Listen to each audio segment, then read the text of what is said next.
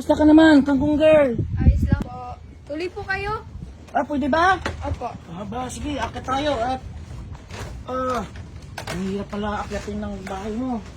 Asan ngayon yung mga magulang mo? Ayun po papunta pa lang po sila dito. Susunduin po ako. Ha? Bakit?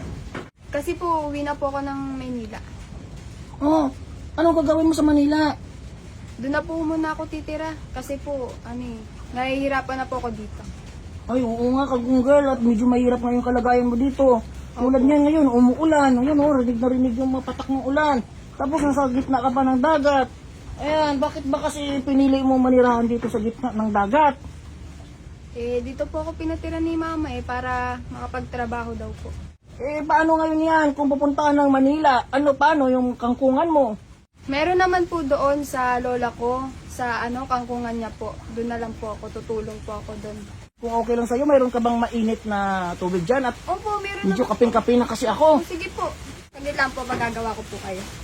Ang sanay na sanay ka nga dyan, kangkong girl, Hindi ba delikado yung pinapatungan mo? At Hindi po.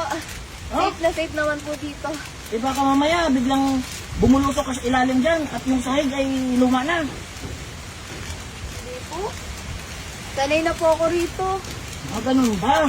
Grabe, lumalakas yung ulan dito, kangkong girl, at mukhang masarap dito magkape, Mukhang na itong bahay mo, siraan na, no? Opo Kaya siguro lilipat ka na. Kuya, kape po. Ay, grabe, nag-abala ka pa. Salamat, kangkong girl, ha? Mukhang masarap tong kape mo. Natikman nga tong kape mo. Salamat dito, ha? Okay lang ba? Tatambayin muna ako dito at Okay magkakape. lang po. Sige po, sure po. Lumalakas na yung hangin. Mukhang may bagyo pa yata. Buti na lang at napag-desisyonan mo na lumikas dito. Ganito na lang, kangkong girl.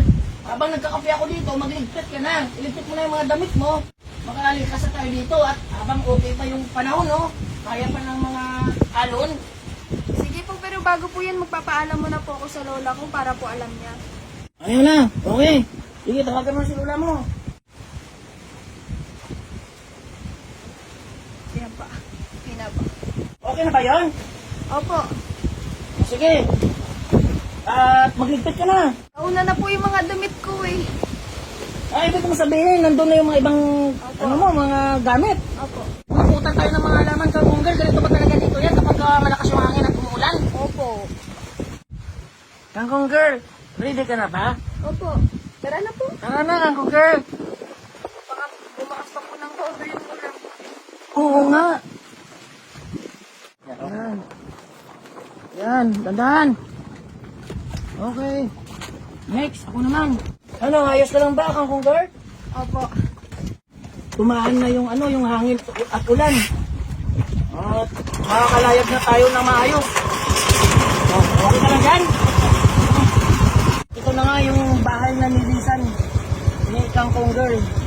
Nandito na tayo at malapit na tayo sa Pangpang, kangkong girl. Nandito na tayo, kangkong girl. Tara, let's go. Hinihantay na tayo ng kotse. Kangkong girl. Yun, hawak lang mabuti.